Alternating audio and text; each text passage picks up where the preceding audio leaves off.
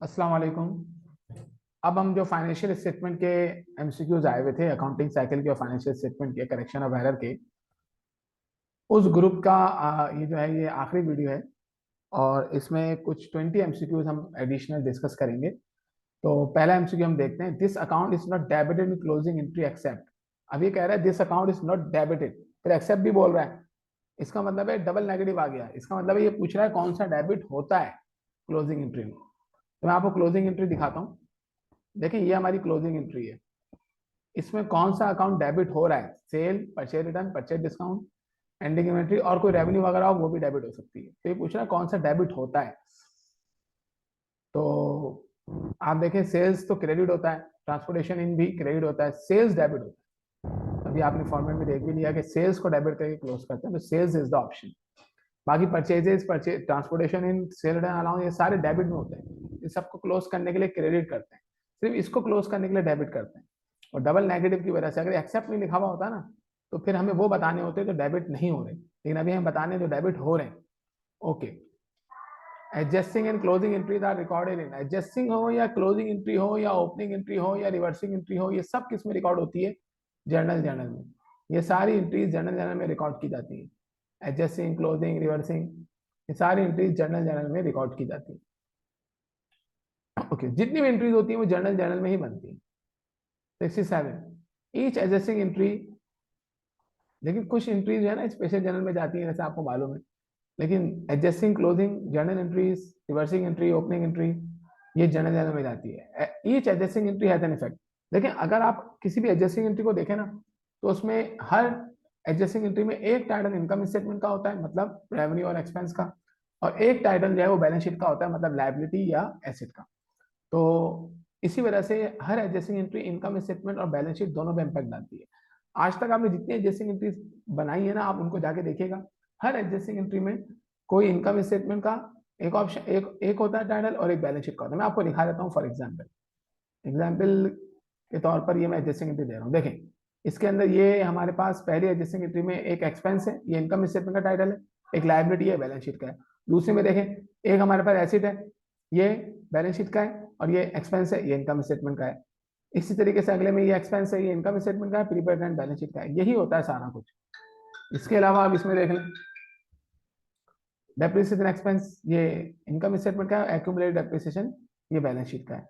तो इसी वजह से हम बोलेंगे कि हर एडजस्टिंग एंट्री इफेक्ट डालती है किस पर? इनकम स्टेटमेंट पर भी और बैलेंस शीट पर भी। बाकी ऑप्शन में ये बोल रहा है कि सिर्फ इनकम स्टेटमेंट पर डालती है या सिर्फ बैलेंस शीट पर डालती है, तो ऐसी बात नहीं है। हर adjusting entry income statement, balance sheet दोनों पर इम्पैक्ट डालती है। This is shown in current asset या बैलेंस शीट। इनमें से करंट एसेट कौन सा है? तो देखिए रैंड इनकम तो रेवेन्यू है, एसेट थोड़ी। अनअर्न्ड रैंड लायबिलिटी है, और रैंड एक्सपेंस तो एक्सपेंस है। प्रीपेड रैंड ये एसेट है और ये करंट एसेट है। क्यों? क्योंकि within an accounting period मुकम्मल तौर पर कंज्यूम हो जाता है। The honours equity in the business arises from these two sources. अभी देखिए मैंने आपको यहाँ पर बताया था कि ऑनर इक्विटी में ये पूछ रहा है कि ऑनर इक्विटी के बढ़ने की क्या क्या वजूहत है। तो देखिए ऑनर इक्विटी के बढ़ने की दो वजूहत है, इन्वेस्टमेंट और इनकम। यही वो इसमें पूछ रहा है कि ऑनर इक्विटी के बढ़ने की क्या क्या वजूहत है। तो हम बता देते हैं इसको। अराइसिस का मतलब होता है कि बढ़ किन वजह से रही है। तो नेट प्रॉफिट की वजह से बढ़ती है, लेकिन ड्राइंग की वजह से तो कम होती है, तो ये ऑप्शन गलत हो गया। इनकम की वजह से बढ़ती है, कैश की वजह से बढ़ती है, तो ये तो नहीं ऑप्शन हुआ। इनकम की वजह से बढ़ती है या एडिशनल इन्वेस्टमेंट की वजह से बढ़ती है, तो ये ऑप्शन हमारा सही है। ऑल ऑफ दिस नहीं हो सकता क्योंकि ये ए और बी गलत है। 70 क्या है? प्रथम अकाउंटिंग पीरियड मीन, देखिए अकाउंटिंग पीरियड उस पीरियड को कहते हैं जिसके गुजर जाने के बाद आपको फाइनेंशियल रिपोर्टिंग करनी है। ये पीरियड अभी देखिए मैंने इसमें यहाँ बताया है, ये पीरियड 1 महीने का भी हो सकता है, 3 महीने का भी हो सकता है, 6 महीने का भी हो सकता है, 12 महीने का भी हो सकता है। ये टाइम पीरियड प्रिंसिपल है अकाउंटिंग का, वो ये बताता है कि ऐसा पीरियड जिसके गुजर जाने के बाद आपको फाइनेंशियल रिपोर्टिंग करनी है वो अकाउंटिंग पीरियड कहलाता है। तो और उसके बाद आप फाइनेंशियल रिपोर्टिंग करते हैं तो इसका मतलब है इनकम स्टेटमेंट हो या स्टेटमेंट ऑफ ऑनर्स इक्विटी हो या कैश फ्लो स्टेटमेंट हो, ये पूरे अकाउंटिंग पीरियड को कवर करते हैं। जबकि जो हमारे पास बैलेंस शीट है वो सिर्फ आखिरी दिन को कवर करती है। लेकिन अब ये एमसीक्यू जो बना हुआ है, लेकिन हम बनाते उसी पूरे पीरियड के लिए, लेकिन बनाते आखिरी दिन की है। तो कैश फ्लो स्टेटमेंट पूरे अकाउंटिंग पीरियड को कवर करता है, इनकम स्टेटमेंट पूरे अकाउंटिंग पीरियड को कवर करता है, बैलेंस शीट आखिरी दिन को कवर करती है। लेकिन इसमें ये बनाया इस तरीके से है कि ऑल ऑफ दीस ही हमारा ऑप्शन हमें लगाना पड़ेगा, क्योंकि ये दोनों ऑप्शन करेक्ट है। जबकि बैलेंस शीट तो आखिरी दिन की बनती है। बहरहाल gross profit is, gross profit कैसे निकलता है? कॉस्ट ऑफ गुड्स सोल्ड में ओपनिंग स्टॉक ऐड करो, कॉस्ट ऑफ गुड्स सोल्ड में ओपनिंग स्टॉक ऐड होने का सवाल ही पैदा नहीं होता। क्योंकि ओपनिंग स्टॉक आप देखें, ये जो आपके पास इनकम स्टेटमेंट का फॉर्मेट है, अगर यहाँ पे ओपनिंग स्टॉक होता इनकम स्टेटमेंट में तो यहाँ आता, अब वो परचेजेज में ऐड होता, नेट परचेजेज में, कॉस्ट ऑफ गुड्स सोल्ड में ऐड नहीं होता। ग्रॉस प्रॉफिट निकालने के लिए मैंने आपको पहले यहाँ बता दिया था कि ग्रॉस प्रॉफिट निकालने के लिए क्या करो, सेल में से cost of goods sold less कर दो, ग्रॉस प्रॉफिट आ जाएगा। बस वो ऑप्शन आप देख लें, sale less ending stock no, net profit less expenses no, excess of sale revenue over cost of goods sold, जितनी sale revenue cost of goods sold ज्यादा होगी वही ग्रॉस प्रॉफिट होगा। अब आप देखें इसमें, जितनी सेल्स का amount cost of goods sold से ज्यादा है, कितना ज्यादा है सेल्स का amount cost of goods sold से, 40,000, तो यही हमारा क्या है, ग्रॉस प्रॉफिट है। तो हम इस पर लगाएंगे, ये हमारा ऑप्शन है, यही करेंगे। सही। इसके बाद हम आगे जा रहे हैं। Accounts are updated at the end of accounting period by, देखिए अकाउंट्स को अपडेट करने के लिए हम क्या करते हैं, हम एडजस्टिंग एंट्री बनाते हैं, क्लोज करने के लिए हम क्लोजिंग एंट्री बनाते हैं। तो एडजस्ट माने भी होता ही क्या है, एडजस्ट माने होता है अपडेट करना। तो हम अपडेट करते हैं अकाउंट्स को किसकी मदद से, एडजस्टिंग एंट्री की मदद से। और 4 अकाउंट्स अपडेट होते हैं, ये मैंने भी आपको बताया था कि 4 अकाउंट्स अपडेट होते हैं। एसेट का अकाउंट, ये देखिए इसमें लिखा था, एसेट का, लायबिलिटी का, रेवेन्यू का और एक्सपेंस का एडजस्टिंग एंट्री की मदद से हम अपडेट करते हैं, ये आपको पहले हमने दिखाया भी था।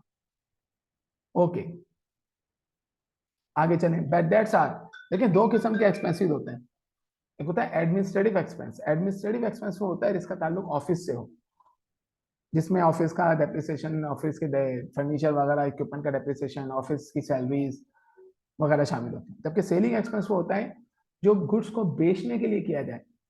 तो बैड डेट्स है ना, ये एक ऐसा एक्सपेंस है जो कि हम करते इसी वजह से हैं ताकि हमारी सेल बढ़े, इसी वजह से हम इसको बोलते हैं कि ये सेलिंग एक्सपेंस है, एडमिनिस्ट्रेटिव एक्सपेंस नहीं है। और फर्स्ट ईयर के लेवल पे प्रीलिमिनरी एक्सपेंस का कोई कॉन्सेप्ट आपके पास नहीं है, तो इसको तो आप छोड़ ही दें। एमसीक्यू सॉल्व करते वक्त ना कुछ ऐसे ऑप्शन होते हैं जो कि आपके सिलेबस का पार्ट ही नहीं है, तो आप उसे इग्नोर ही कर देंगे। ऑपरेटिंग एक्सपेंस, सारे ही एक्सपेंसेस ऑपरेटिंग एक्सपेंस में आते हैं, इंटरेस्ट और टैक्स के अलावा, इसी वजह से हम ऑपरेटिंग एक्सपेंस को चूज नहीं करेंगे। सही। सेलिंग एक्सपेंस सही है।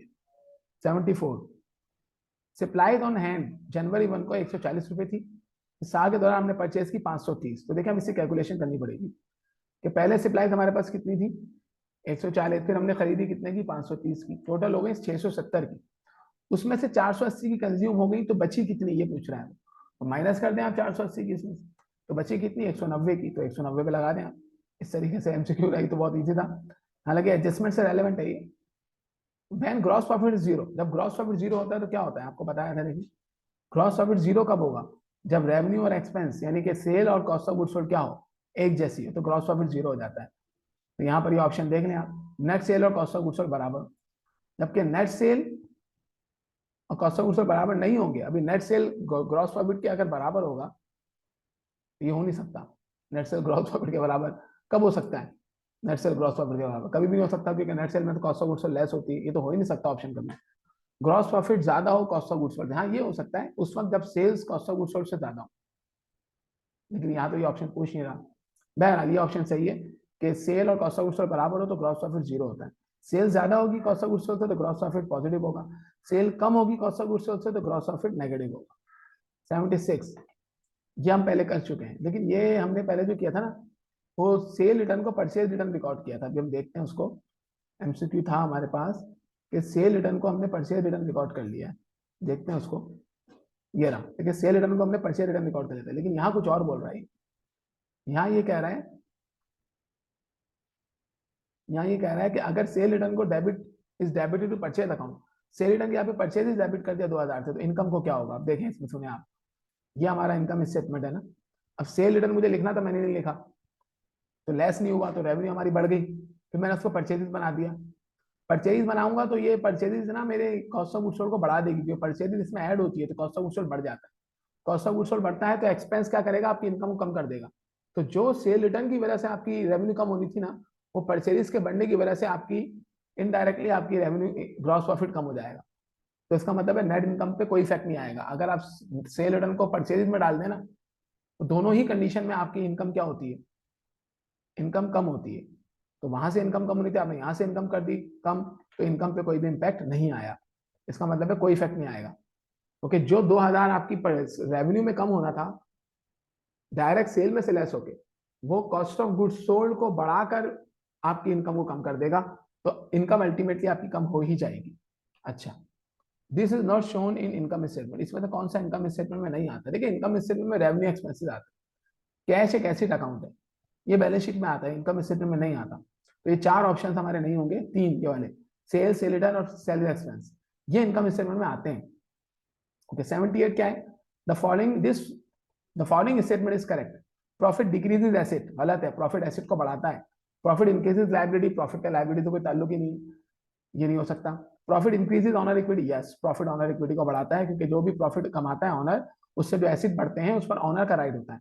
प्रॉफिट ऑनर इक्विटी को कम करता है, ये गलत हो गया। आगे चले, if commission receive during the year amount to 20,000, 20,000 हमने रिसीव कर लिया कमीशन इनकम के तौर पर, फिर मजीद 5,000 जो है ना साल के एंड में एक्रूड है, एक्रूड मतलब कमा लिया है, रिसीव नहीं हुआ। तो टोटल कमीशन कितना कमाया, 20 पहले रिसीव करके कमा लिया, 5 मजीद कमाया जो रिसीव नहीं हुआ, तो टोटल 25 कमा लिया ना। तो 25 को आप इस पर टिक लगा लेंगे। अगर ये बोलता 5,000 की लाइबिलिटी है, तो फिर हमारी इनकम हो जाती 15,000। ऐसा एमसीक्यू हमारा पहले एक्सपेंस में आ चुका है, अभी इन्होंने जो है ये रेवेन्यू में डाला है। Which of the following is shown in income statement, income statement में कौन सा शो होता है। देखिए इनकम स्टेटमेंट में हमारे एक्सपेंस जाते हैं और रेवेन्यूज जाती है। तो एक्रूड सैलरी की नेचर क्या है, लाइबिलिटी है, ये मैंने आपको पहले बताया है। प्रीपेड सैलरी, ये तो एसेट है।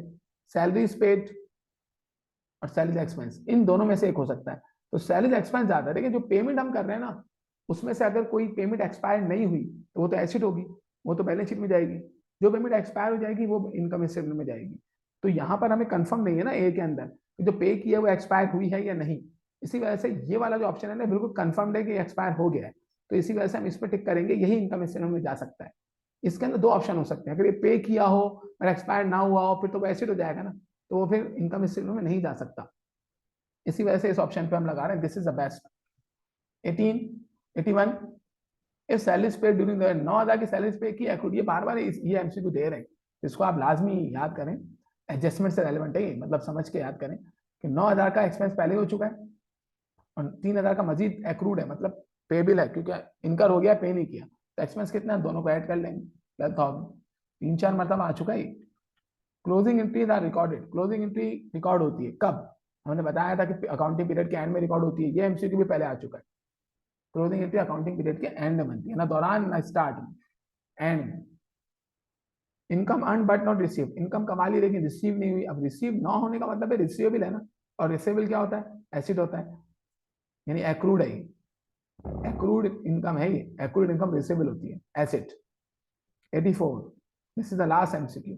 एक चेक रिसीव किया हमने 4,000 का और रिकॉर्ड कर लिया बैंक कॉलम और receipt side, the balance of cash will show a cheque is receive for rupees 4,000, 4,000 का चेक रिसीव किया and record in the bank column receipt side of cash book, और कैश बुक की हमने receipt side पर bank column में record कर लिया, the balance of cash will show.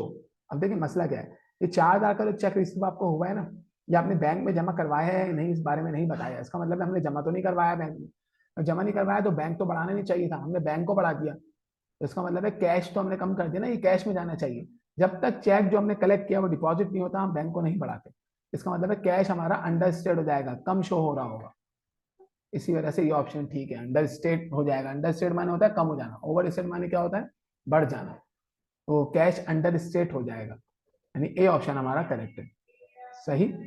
Okay, अब जो है ये तमाम एमसीक्यूज मैंने आपको करवा दिए, अब आप इसकी प्रैक्टिस करें, कोई भी क्वेश्चन हो, इसके अलावा कोई फाइनेंशियल स्टेटमेंट का या किसी और टॉपिक का एमसीक्यू हो आप वो पूछ सकते हैं, नंबर मैंने आपको दे दिया, आप मैसेज करके पूछ सकते हैं, इस पर कमेंट में पूछ सकते हैं, जो भी आपको जैसे भी पूछना उस तरीके से आप पूछ सकते हैं। चलें, अल्लाह आपको पेपर में कामयाब करे, विदा।